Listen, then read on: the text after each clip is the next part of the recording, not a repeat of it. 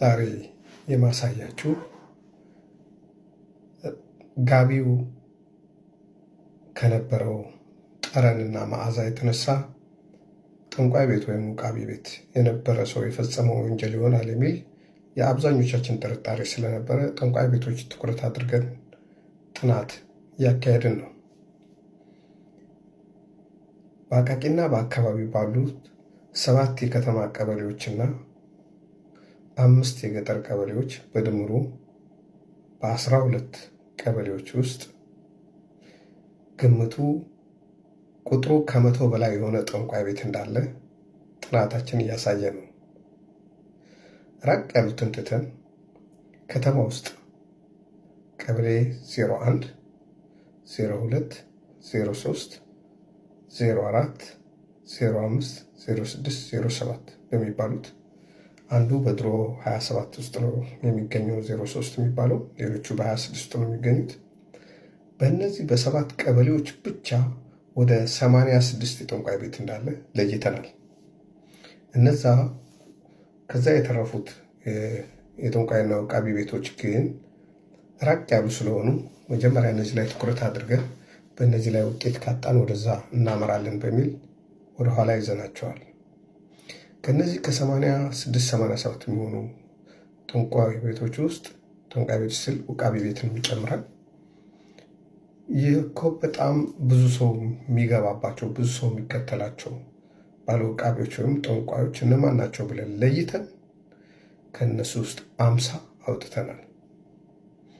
ከ50 ውስጥ ደግሞ በጣም ተሰሚነት ያላቸው በብዙ ሰው የሚፈለጉ ዝና ያላቸው ሰው በመለየት 30 አውጥተናል። የመጀመሪያ እቅዳችን በ30ው ጠንቋይ ቤት ውስጥ እዛ የሚገቡ ሰዎችን እንዴት ማወቅ እንችላለን? በዛ በጠንቋይ ቤት ያለ የሚካድም ወይም የሚሰራ ወይ ሁል ጊዜ ከዛ የማይጠፋ ሰው ማን ነው? ይህን ለማወቅ ምን ማድረግ አለብን?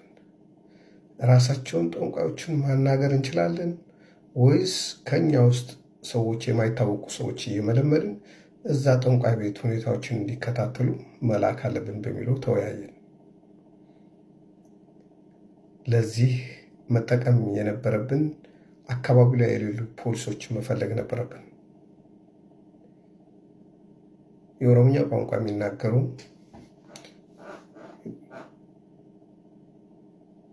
በዚህ ጉዳይ ላይ ችሎታ ያላቸው አካባቢውን መላመድ የሚችሉ ገጠር ቀመስ ካራክተር ሊላበሱ የሚችሉ ፖሊሶችን መርጠን በየጠንቋይ ቤቱ አሰማርተናል።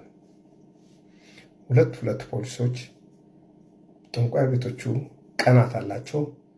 በጣም ብዙ ሰው በሚመጣበትና የፍርድ ቀን በሚባሉት ቀናቶች ውስጥ እዛ እንዲገኙ እና ራሳቸውም እንደ ባለ ጉዳይ ሆኖ የራሳቸው ጉዳይ ይዘው እንዲሄዱ በማድረግ እዛ ያለውን ነገር እንዲከታተሉና ለዛ ቤት ቅርብ የሆነ ሰው ማን ነው፣ ማን የሚባል ሰራተኛ አለ፣ ማን ነው እዛ ቤት ቡና የሚያፈላው ጤም የሚያጭሰው ወይም ደግሞ የሚላላከው ማን ነው፣ ወረፋ የሚያስይዘው ማን ነው፣ እነዚህን የመሳሰሉ ሰዎች የሚያስተናግደው ማን ነው በሚል ያለይተን እነዛን ሰዎች ጋቢው የማን ነው የሚለውን ለማወቅ እንድንጠቀምባቸው ጥናት ማድረግ ጀምረናል። በአቃቂ አካባቢ በዛን ጊዜ እኛ እንዳየነው ጠንቋይ ቤትና ውቃቢ ቤት ልክ እንደ ክፍት ስራ የሚቆጠርበት ጊዜ ነበረ።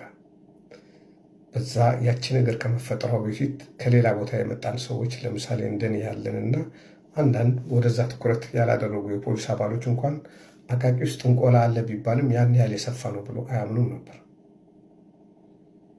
የተለያየ ስም ያላቸው ዝና ያላቸው ራሱ ከጠንቋዮች ውስጥ ወደ ሌላ ወደ ትልቁ ሪፈር የሚል ጠንቋይ እንዳለ አንዳንድ ጉዳዮች ከበድ ያሉ ጉዳይ ሲሆን ይህን ማየት የሚችለው እንደዚህ የሚባለው ውቃቢ ነው ብሎ ሪፈር እንደሚለው ያን ሁሉ የመገንዘብ በጣም ስለ ጠንቋዮች ጠለቅ ያለ ነገር እውቀት የማግኘት ከጎን ለጎን መዝገብ የማደራጀት ስራ ሰርተናል እና በጣም ለጆሮ የሚገርም የጥንቆላ ስራ በአቃቂ አካባቢ ሲደረግ ነበር። የእኛ ትኩረት ግን የፖሊሱ ገዳይ ማን ነው በሚለው ላይ ስለነበረ እሱን ትኩረት አድርገን ከጋቢው ጋር በተያያዘ ከከዘራው ጋር በተያያዘ መረጃ ለማግኘት ደፋ ቀና እያልን ነው።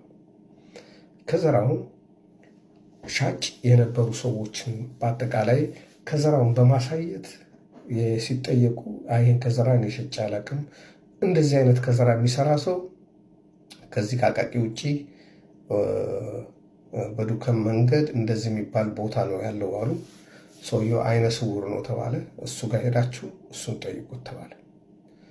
የእሱ ቦታ በትክክል የሚያውቅ ሰው ተፈልጎ ወደዛ ወደ አይነ ስውሩ ከዘራው ከሱ የተሰራ መሆን አለመሆኑ፣ ይሄ በቆዳ የተለበጠው የእሱ የእጅ ስራ መሆን አለመሆኑን የሚያረጋግጥ ኃይል ወደዛ ተልከዋል።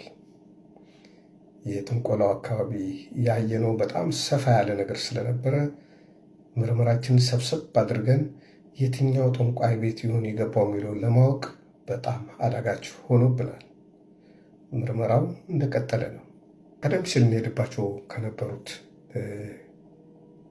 ጋቢውን ከየትኛው ጠንቋይ ቤት ይሆን የወጣው የሚለውን ለማጣራት የምናደርገው እንቅስቃሴና ከዘራ ውስጥ ከየት ተገኝቶ ይሆን ማን ይሆን የሸጠለት የሚለውን ከመፈለግ ባሻገር አንድ አዲስ የክትትል ቡድን አዋቅረን በአቃቂ ዙሪያ ያሉ ልብስ አጣቢዎች ገንዘብ ተከፍሎ ልብስ የሚያጥቡ በየቤቱ ሄዶ በቀን ሰራተኝነት ልብስ የሚያጥቡ አሉ። አንዳንዶች ደግሞ ቤታቸው ተወስዶላቸው ልብስ አጥበው የሚመልሱ ሰዎች አሉ። እነሱን ወደ ማጥናት ሄድን። ስንት ልብስ አጣቢ አለ? ስንት ቤት ውስጥ ነው አጥበው አስጥቶ የሚያስረክበው?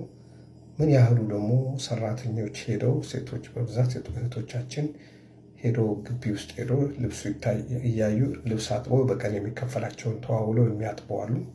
እነዚህን ማጥናት ጀመርን። ይሄ ጥናት ለምን ይጠቅማል ካላችሁ፣ ምናልባት ከነዛ ልብስ አጣቢዎች አንዳቸው ይህን ጋቢ አጥበውት ይሆናል። ስለዚህ ጋቢው ባለቤት ማን እንደሆነ ማን እጠቡ እንዳላቸውና ምልክት ሊያደርጉበት ስለሚችሉ ሊያስታውሱት ስለሚችሉ ከነሱ ፍንጭ ለማግኘት ተብሎ የተጀመረ ነው። ልብስ አጣቢዎቹን ማጥናት ሌላ ቡድን ከፈትን። ስንት ልብስ አጣቢ አለ? በዚህም እየሄድንበት ነው። በሌላ በተጨማሪ የቤት አከራዮችን በማጥናት በቤታቸው ውስጥ ምን ያህል ሰው ተከራይ እንዳለ ከእንደገናስ በስንት ዕድሜ ክልል ላይ ያሉ ናቸው፣ ወንዶች ናቸው፣ ሴቶች ናቸው፣ በማን አማካኝነት መጥተው ተከራዩ በሚለው ከማጥናት አንጻር በሱም እየተካሄደበት ነው።